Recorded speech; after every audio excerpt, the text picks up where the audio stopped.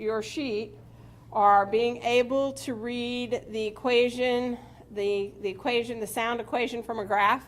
So be able to pick out amplitude, be able to pick out frequency, be able to write your equation for the graph for either simple harmonic motion or for sound. So you want to be able to do that. You want to be able to pick information. If I give you an equation, you're going to want to be able to pick that information out. Like, what's the frequency? What's the period? What's the angular frequency? What's the amplitude? So you're going to want to be able to pull that information out of a wave equation. You want to distinguish between a longitudinal and a transverse wave. You're going to want to look at the problems dealing with the speed of a wave. So if I tell you that the time it took for an echo to return, what was the distance away from the object, those kinds of questions. So those would be the types of questions that you might see. What you're not likely to have is a question. I'm not going to do a question about tension in the string. That I'm not likely to do. You may have some questions about harmonics, but they're going to be more simplified questions about harmonics, and expect at least one Doppler equation or a question about the Doppler effect. So there'll be, and I'm guessing it's going to be about 20 questions, but again, because I can do the multiple choice, half of them are going to be more conceptual, half of them will be working problems. So, but you do have an 8.5 by 11 sheet of paper that you can write anything on it that you want. And that test will be a week from today, is when the test will be. So I just posted that right there. So, and I should get those tests put on I'll either bring them with me on Friday, which I doubt because tomorrow I'm on the road all day. So, but I'll probably put them on the shuttle between us and Enid on Monday, so that you've got them over there. All right. So this is where we kind of ended on Friday. And this Friday, what I'm hoping to do is show you some pictures of the simple harmonic motion that you guys submitted in, so you guys see what everybody submitted. And I hope to play you some of the Doppler effects this Friday. So that's kind of what I'm going to do on Friday. And then I will look at what homework problems had caused you guys the most consternation and kind of work through that. So that's my plan for Friday, to kind of get us going. But this is where we ended on Wednesday, was that general Doppler effect type question, and where we were looking at that piece. We also talked about shock waves and where the shock waves and what was the importance of shock waves. And I've got a great story about my grandfather. My grandfather helped build every dam on the Snake River for Idaho Power. He was an electrical engineer for Idaho Power most of his career. And one of his first jobs was when they were building one of the dams. And what they used to do is they used to have these work camps that they were at the base of the dams. And as they built the dams up, they would get at the end. My grandfather had the responsibility of disposing of the leftover dynamite. And he said they were young engineers, and and things you could do back then on a work site versus things you can do now on a work site are two entirely different things. And so they decided what they were going to do is just ignite the pile. That's what they were going to do, is ignite the pile. They did not consider the blast wave and the repercussions of said blast wave. They said they ignited the pile, and the blast wave hit the dam, reflected off the dam, and literally flattened the entire work camp. Now, luckily, they were the last ones out, so they didn't need it, but they flattened all the shacks, everything associated with it. And he said, that probably wasn't one of their best moves. And I went, no, don't think so. No. And if you get a chance to come into my office, I have a box on top of my my shelves in the back. It is literally an Acme dynamite box, and my grandfather shelved his garage with the dynamite cases, the wooden dynamite crates, and so he actually gave me a dynamite crate. So I have a dynamite crate in my office. So shock waves are potentially very dangerous things. That's also when you see, and you can actually see the shock waves. And if you want to play and get lost on YouTube for a while, look at any time they collapse the buildings, because you'll see that shock wave move out, and you'll see the blast, and then you'll see that ripple move out due to the changes in refractive index of the air around it. And so you can actually see a lot of these shock waves in a variety of different things. So shock waves are cool. Shock waves are totally cool. And that cone is what gives us our Mach number for the speed of sound. And then I showed you the really cool pictures of the cones that come off of aircraft. So shock waves are just fun things. Then, so we've talked about, and this is where we start talking about how the character of sound and how we do things like for music, for getting standing waves, and we usually talk about it with music because it's easier for us to understand, and we can actually see the interference. So one of the common demonstrations that people use is a tube, and even little kids will get it. They're called whistle tubes, and you start spinning that tube around your head, and you'll hear it go woo, woo, woo, woo, woo, woo. So you actually can hear the Doppler effect, which is one of the cool things, but you're hearing the resonance in the tube. The other thing that we play with resonance is, we've all done it. We've taken a glass, and it's partially filled with water, and we get our finger a little damp, and then we start going around the lip of the glass, and we get the glass to start singing. It'll produce a tone. What we're doing is we're creating resonance, and that resonance is where we're going to get that constructive interference into the whatever medium that we're dealing with, whether that's an open pipe. The glass is going to work like an organ pipe, and we're dealing with how deep or shallow the length of the pipe. On a guitar, a violin, a grand piano, a harp, we're doing standing waves in a string in order to get those tones, and we're going to get that constructive and destructive interference. If you were in my chemistry class, we talked about how you could measure the speed of sound, or not the speed of sound, because you guys measured the speed of sound, or if you haven't done it over in Enojet, you're doing it this week. You guys over here did. And you got really close, didn't you? Okay, so you got the speed of sound. So you can measure that speed of sound, but you can also measure the speed of light. And you can measure the speed of light in a microwave. Okay? You can measure the speed of light in the microwave, because speed is going to be C is equal to frequency times the wavelength. All right? Frequency times the wavelength. So we know what C is supposed to be. It's 3 times 10 to the 8th meters per second. That's what we see, or it's pretty close. It's like 2.9989, however many digits. And that, of course, is in a vacuum, but even in air, it's really, really, really close. So we don't have to worry about it too much. But if I do it in my microwave oven, this is how you do it. In my microwave oven, take a baking dish. And you can use chocolate chips, you can use marshmallows, you can even use a bar of chocolate. But something that you can evenly coat the bottom of your baking dish. Turn the turntable off, or do it in a microwave without a turntable. Okay, this is the critical part. Got to do it in a microwave without a turntable. Inside the door of your microwave, it will tell you the frequency of the microwaves that are being generated by the microwave. So you get your frequency right off of your microwave. So what you're going to do is you're going to turn on your microwave with your chocolate or your marshmallows or whatever in there, and you're going to turn it on until you start to see spots melt in the microwave. And the spots are going to melt. They won't make, as we know, microwaves don't work evenly. The spots are going to melt where we get constructive interference. And that's essentially, we can call those nodes, and we'll talk about standing waves and nodes and standing waves. But in this case, that's where my amplitude got together, and I'm at the wide end, or I'm at my antinode really, but we're going to observe it, so we can call it a node. And if I measure the distance between the nodes, that's half a wavelength. So you can actually measure the wavelength of your microwaves in your microwave. And that's half a wavelength. And you could get a random number of them because it comes out as a network because you're in 3 dimensions, a little different than what we see in a standing wave.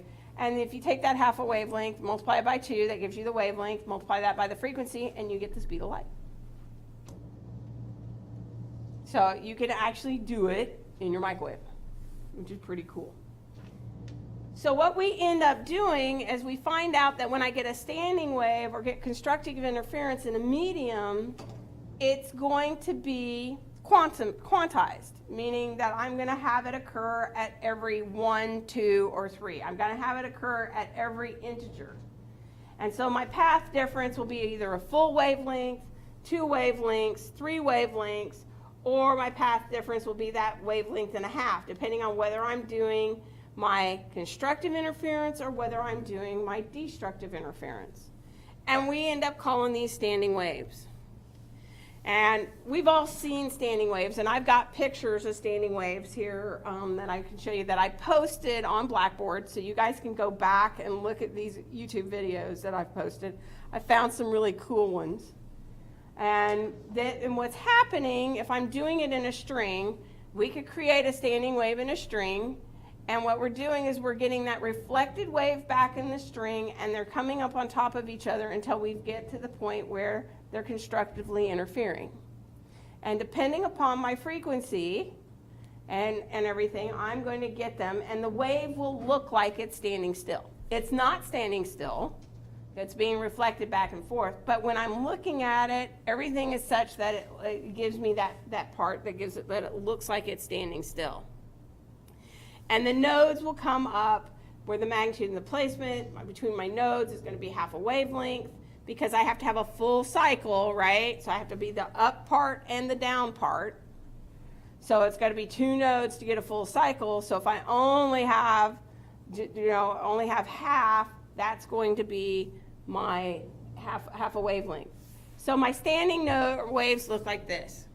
So this one actually has a wave and a half in here, because here's my full wave from the complete cycle. And then this one's only a half, but I get it reflected that it looks like it's just standing there. Now, if I touch it, we know it's not, right? If I touch it, we totally know it's not standing because we feel it vibrate. We also can see it vibrating back in the end. And this, when I'm doing waves in a string, it has to be attached at both ends in order to get this phenomena. Right? It has to be attached at both ends in order to set up that resonance. And that's what we call resonance. This is what we call resonance. And basically we're looking at where that piece goes, and all the points are going up and down, and we can look at those, and we're getting that constructive interference. So this is what we end up with. And we talk about fundamental frequencies. We talk about fundamental pieces where we get the wavelength. And then we also talk about harmonics, because we get that first harmonic is my fundamental one, where this is 1/2 a wavelength.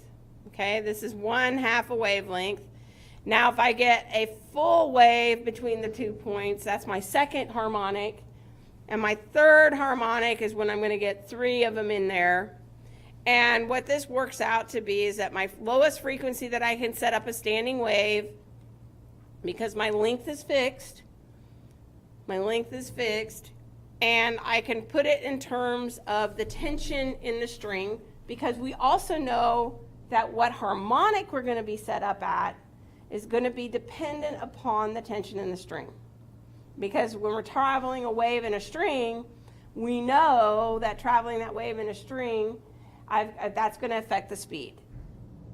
But most of the time we deal with it in terms of this right there. We deal with it with our frequencies, and it relates back to the speed of the wave that's traveling in the spot. So we do standing waves in the string. That's where our standing waves are, and those are our harmonics, and anything else usually gets dampened out. We can force a vibration, which is what's happening on a violin, right? We're forcing a vibration on our violin by striking it with a bow. So we can force those vibrations and that driving force. And we also know that if I want to increase the amplitude of my wave, I want to be in resonance with my with the natural frequency that I'm getting in order to increase that amplitude. And so we can actually play with it. So this is where a lot of our music theory comes from. We can also set up pendulums, and there's a really cool one out on YouTube where they've got a guy has set up a whole string of bowling balls, and they play with it back and forth, how they get the force of the pendulums going back and forth, so he gets them in resonance, and then they dampen out, and they do some weird things, and he's got bowling balls going back and forth. And that is another case of where we've got a forced resonance in there, and we can get that example of resonance. And we know we've done these. Pushing a child on a swing, if we hit it at just the right spot, we can increase the amplitude with very, very, very, very little extra force. When we're doing glass, when we get that tone in the glass and we know if we increase the amplitude and we're doing it just right and we increase that amplitude, eventually the amplitude gets over the factor of the glass and ultimately causes it to break. The Tacoma Narrows Bridge collapse was over the bridge. When it went over the Narrows, the wind came through and set up constructive interference and set up resonance in the bridge until the amplitude increased so much that it caused the bridge to collapse. And the upper of the Nimitz Freeway, that's what caused the collapse as well. It was a resonance in the Nimitz Freeway associated with the earthquake that just brought that upper tier down. And it makes you kind of nervous if you ever travel those bridges across the various spots. You're going, okay, I don't think I really want to be here when the earthquake hits. Just one of those things. But I also don't want to be on BART either underneath. So it's like if the earthquake hits, it hits, and we just have to deal with it. So there's one of those pieces. So in addition to strings, we know about tubes and pipes, because that's where another one that we get that interference in. What's a flute? A flute is a pipe with one end on there, and depending on how I change the tube length by putting the fingerings in there, it's going to change how I set up constructive interference inside the tube to get the note that I want. Similarly, with an oboe or any of my woodwinds, they're all tubes. They're all tubes. Organ pipes, we all think of organ pipes. Now the thing about in an air column, I have to worry about whether both ends are open or I have a closed end on one side and an open end on the other. If I have both open ends, I have to set my resonance is set up so that the antinode is at the end of the pipe. So the antinode is at the end of the pipe. But otherwise, I'm doing exactly the same thing as I'm doing with my string. I'm going to have that same constructive resonance that's going to be out there. It's going to still be quantized, and I'm going to have that same looks at the harmonics. So my first harmonic, I'm going to get a half a wavelength in there with my antinodes at the end. My second harmonic is going to have a full wavelength, and we can step through those pipes. So we have a similar equation as we did with the string, except now I'm dealing with my pipe, so it's a little different. And now if I do it at the closed end, I have to have a node at the closed end and an antinode at the open end. So this is a little different because I can set up with a closed pipe, I've only got a quarter of a wavelength in order to have it happen. But we're still going to use that term, first harmonic, second harmonic, third harmonic. So your homework problems are just kind of to walk you through these harmonics. But we talk about this because we end up talking about the color and the character of sound, because we work with these things that are out there. That's ugly. But it's the same type of equation that are in there. So now we're going to talk about characters of sound. And I've got 3 slides on it, and this is one of the reasons why I wanted that tone generator there, because we laugh. In my household, they're very musically inclined, including the dogs. The dogs even sing on key, except for me. I don't sing on key. I'm not. And in fact, I'm not allowed to sing in my house. They don't let me sing in my house. And it's really bad because my husband has nearly perfect pitch, my son has nearly perfect pitch, and my daughter has nearly perfect pitch. So I'm not allowed to sing. And this is one of the places where when somebody says they have an ear for music or don't have an ear for music, this is one of those things that I have an actual very difficult time hearing. I don't know if Mr. Grimm did the beats in the lab. Did he do the beats in the lab with you guys? Yeah, because I throw it out because if I run the lab, I can't tell you if they're there or not. And I don't know if Dr. Samamanu will do it over there with you guys, but this is one of those things that I have to really set it up just so in order for me to hear them.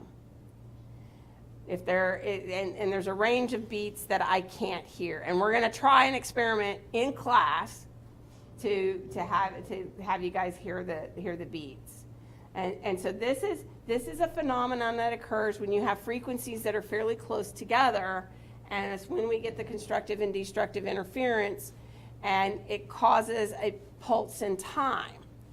And for me, it's very difficult to hear. But I think I've got an experiment set up that we can actually do it. And so we'll come back to that.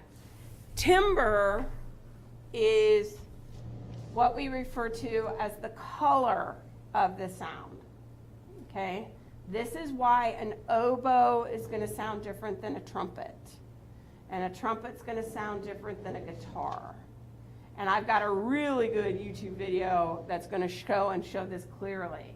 And this gives us the quality of the sound. This is why if we use a tone generator, and even if it's a pleasant frequency, it drives us absolutely insane because it's one-dimensional. There's only the one sound that's out there when I'm doing it artificially. But on an oboe, the concert A on an oboe sounds very different than a concert A on a violin, and it's related to the timbre of the sound. And so I've got something to show us on that. And then there's good old pitch. Pitch is definitely related to frequency. That's really what pitch is. And frequently it stimulates the pitch response, and that's what really is how our ears work. So we get pitch, and it allows us to place the sound on a scale. You know, where it's middle C versus high C versus ultra high C or versus low C. And that's really related to the frequency. So pitch is directly related to frequency. Amplitude is related to loudness. So amplitude is related to loudness. Pitch is related to frequency. Beats are an interference, and timbre relates to quality of sound. And that takes us through my slides. But now I've got all of these posted on Blackboard for you. All these posted on Blackboard in week 3. So yesterday you probably got a bunch of pings. And so here's one on timbre. So we can actually see if I can get it to play here. In music, timbre is what makes one instrument sound different from another, even when they're playing at the same note and volume. Two trumpets, for example, playing the same notes can sound different from one another, and usually do. Timbre is caused by the fact that each note from a musical instrument is a complex tone containing more than one frequency. A sound generated on any instrument produces many modes of vibration occurring simultaneously. The vibration that has the slowest rate is called the fundamental frequency and is the loudest. The other frequencies are either harmonics, overtones, or inharmonics. The fundamental is the frequency at which the entire wave vibrates. We've learned that a musical tone requires 3 or more harmonics for the ear to identify it. However, a tone with only 3 harmonics will not produce high-quality timbre that is suitable for high-end audio playback. In our opinion, high-end audio playback requires the fundamental plus as many as 7 simple harmonics in order to possess dense timbre. For a maker of high-end audio gear, the goal is always to manufacture audio interfaces, components, or loudspeakers that will affect the natural. So going to an audio company definitely helps you define what's going on. So then you get the rest of their ad, right? But that first part, looking at the piece, is really, really useful. So now this is why I say this one right here is really cool looking at timbre.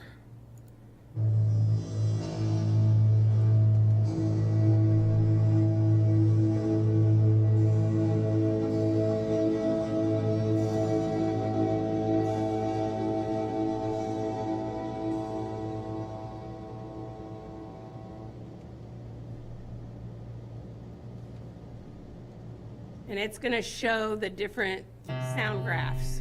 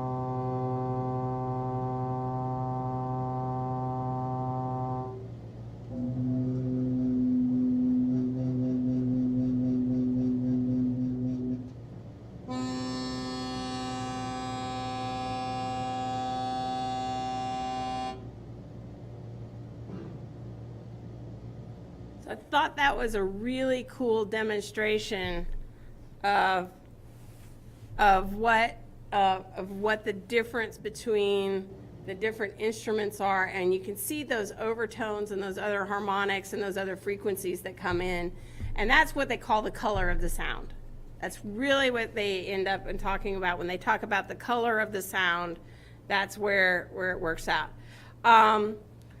Found this website for you guys, and so as you're studying and want to look at different things, this is a module that I came across, and it talks and has little YouTube videos about different parts. So if you're wanting to go back about wave characteristics, frequency, speed, all of those things, you can go back and look at it in just as a different module. So if there's something that it's hard for you to find in my videos, or it wasn't explained well in the text and you didn't want to go to the other text, I've ran across this, and I thought this was a really good resource for you guys. So it's something that, and especially since it's broken up into individual little things and you can go right to it, which is really cool. So I'm gonna have to look at what else this guy's got, because this was just a nice little piece. So I've got that in there for you. All right, so this is St. Mary's University. I have some buddies up there, and they've got a whole bunch of YouTube videos of physics demonstrations, and they use a resonator box with tuning forks. Now this one demonstrates beats, but this is one that I can't hear it on because of the gap that they put between the frequencies. I don't hear it. Now, my husband came into my office, and he says, I said, can you hear it? And he goes, yeah, instantaneously, that's beats, you know, and he could go, and I'm going, I can't hear it. There's just not happening. It's not happening for me. But while I was doing this, I ran across a demonstration that I can hear it in. And so that's what we're gonna do. So down here is a tone generator. So you guys can play with this on your computer. And if you really want to play with it, you can play with it on different tones. But the key to doing this is you have to have 2 tone generators open. Okay? So I can put a tone generator open at 440 hertz. And I got a tone generator open at 450 hertz. So I'm going to turn this tone generator on, and we're going to hear this annoying tone. Once again, we're going to hear the annoying tone. And then we're going to play with the frequency on the other tone generator, and you're going to be able to hear the beats. So there's our one tone. So now we're going to add a tone, and I'm going to add the tone at 450. Some of you can hear a vibration. Who can hear the vibration? Put your hand up if you can hear the vibration. Okay? You can hear the vibration. Now here's the fun part. You can play with it. So it appears slower, right? This one appears slower. And I can actually step through it.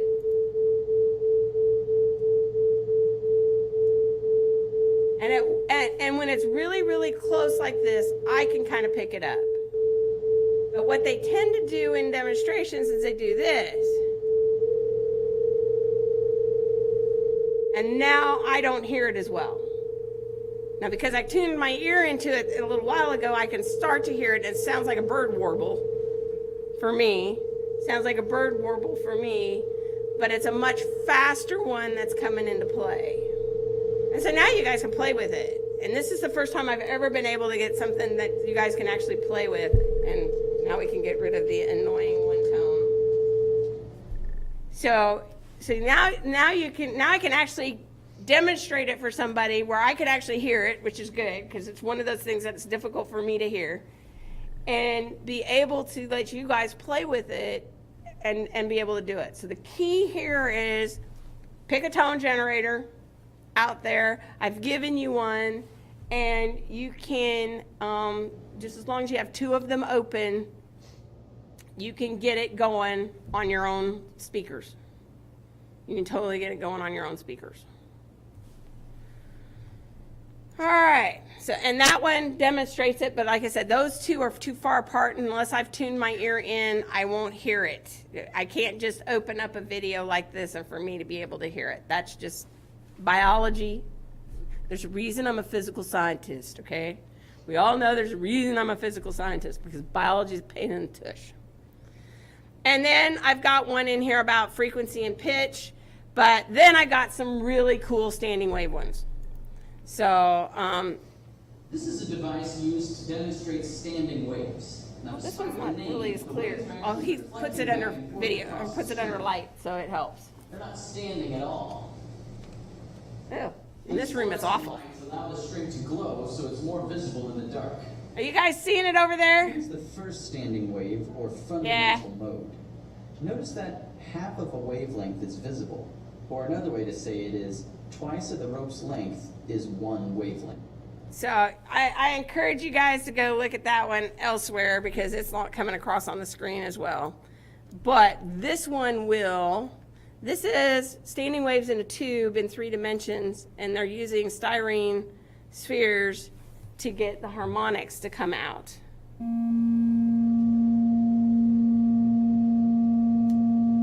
And what's really, so they're showing you what frequencies they're playing with and the apparatus that they've got set up.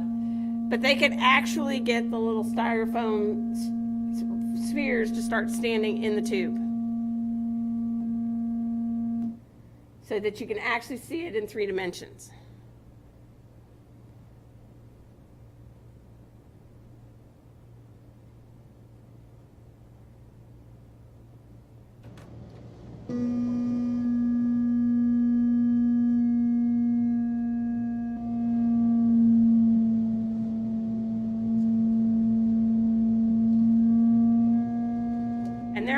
And there are a couple of animations that are out there that you can play with as well on the anime.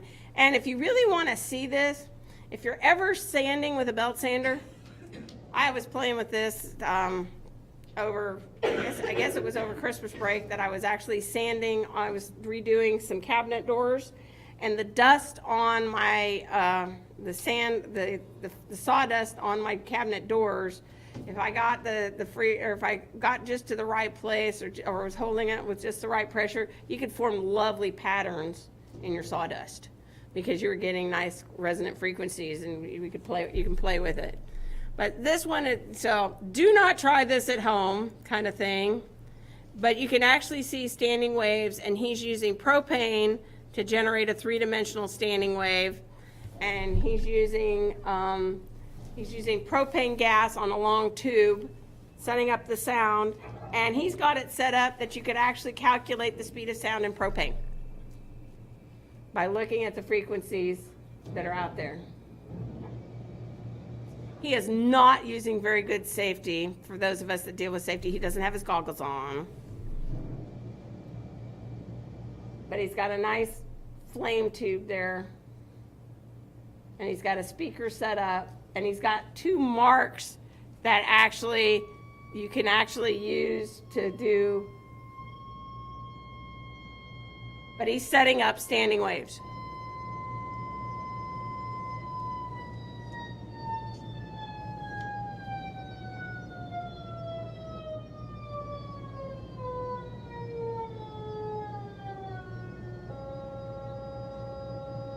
$272. So he's giving you the frequencies, and he's giving you a length, because he'll tell you what the length is here in just a second. 292.